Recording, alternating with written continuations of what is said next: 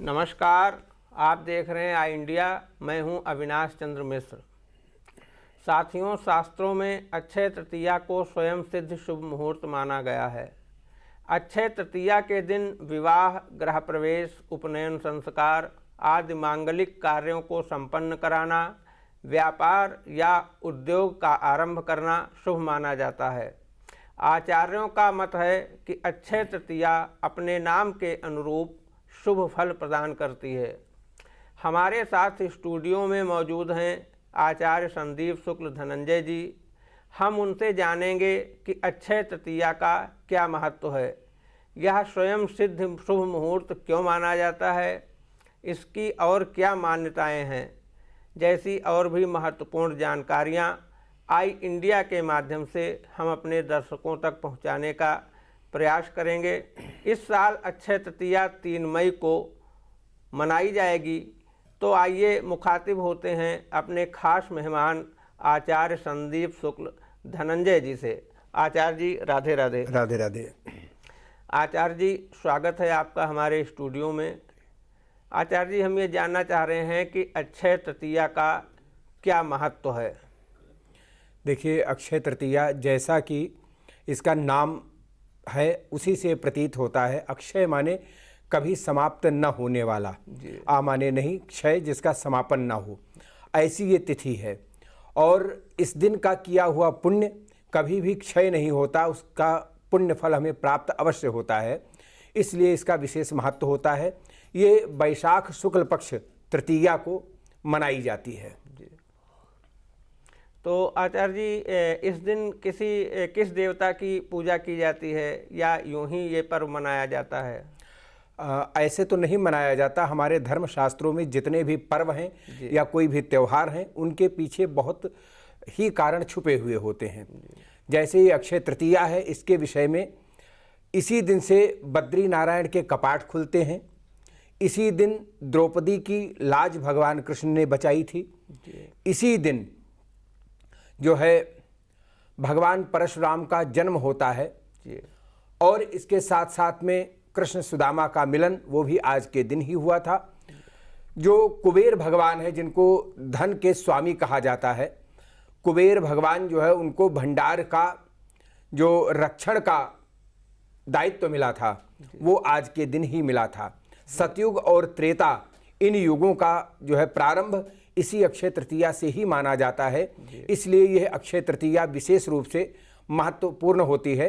और साथ में इस दिन परशुराम भगवान, जो कि भगवान के 24 अवतार हैं, उनमें से एक भगवान परशुराम को माना जाता है। तो उन भगवान परशुराम का जन्मोत्सव इसी दिन मनाया जाता है।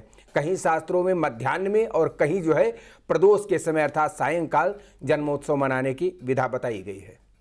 आचार्य जी, कुछ लोगों का मत है कि गंगा जी भी इसी दिन अवतरित हुई थी। जी हाँ। तो क्या ये भी सही है? बिल्कुल बिल्कुल, ये बिल्कुल जो है सही है।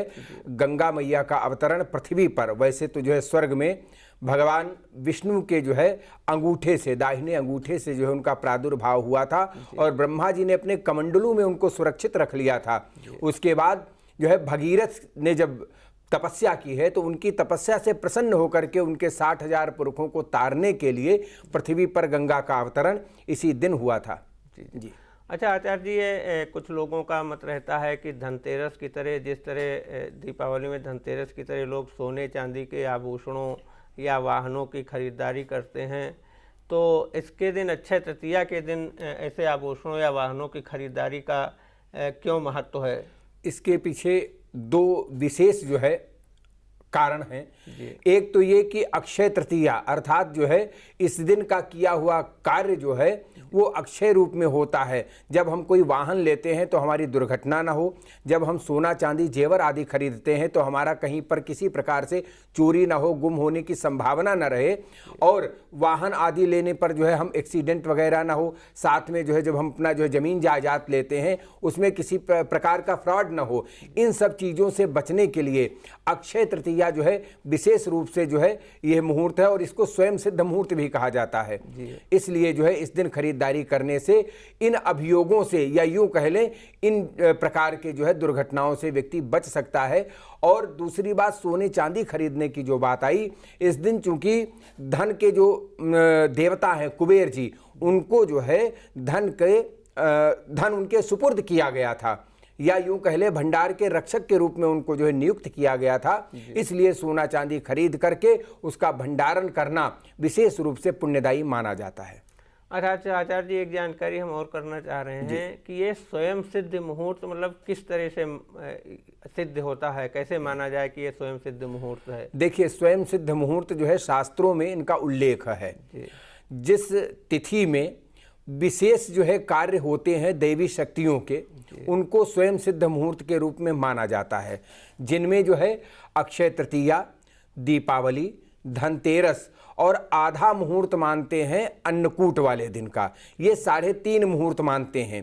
कहीं कहीं पर जो है 5 मुहूर्त की भी जो है गणना आती है, परंतु शास्त्रों में सिर्फ जो है 3.5 मुहूर्त हैं।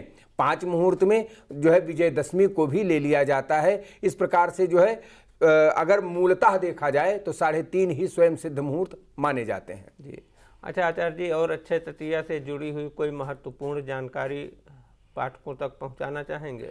देखिए, इस दिन जो है वैसे तो महत्वपूर्ण जानकारी ये है कि लोग प्रायः जो है मुहूर्त के विषय में पूछते हैं कि इस दिन अगर हम कोई स्वर्ण आदि खरीदना चाहें, जमीन जायदाद आदि खरीदना चाहें, तो इसका मुहूर्त किस समय से होता है, इस विषय की विशेष जानकारी चाहते हैं। तो इस दिन पूरे दिन तृतीया तिथि है, 5:20 शाम तक, और जो है इससे पहले मध्यरात्रि से ही तृतीया प्रारंभ हो जाएगी। इसलिए पूरा दिन मुहूर्त होने के कारण पूरा दिन इसका जो है अच्छा मुहूर्त रहेगा। इसमें भी अगर देखा जाए कि बहुत अच्छा मुहूर्त क्या है, तो दोपहर 11:30 बजे से लेकर के 12:30 बजे तक अभिजित मुहूर्त रहेगा, वो बहुत ही उत्तम माना जाएगा।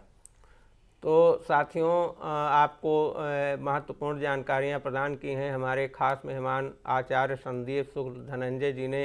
अक्षय तृतीया का क्या महत्व है, इस दिन क्यों खरीदारी करने से क्या क्या फ़ायदा होता है, ऐसी तमाम जानकारियां आप तक आई इंडिया के माध्यम से आचार्य धनंजय जी ने पहुंचाई हैं। साथियों, चलते हैं, अब हमें इजाज़त दीजिए, फिर मिलेंगे अगले दिन किसी कार्यक्रम में। नमस्कार। तब तक देखते रहिए आई इंडिया।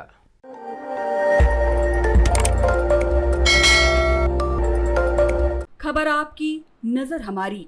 देखते रहिए आई इंडिया।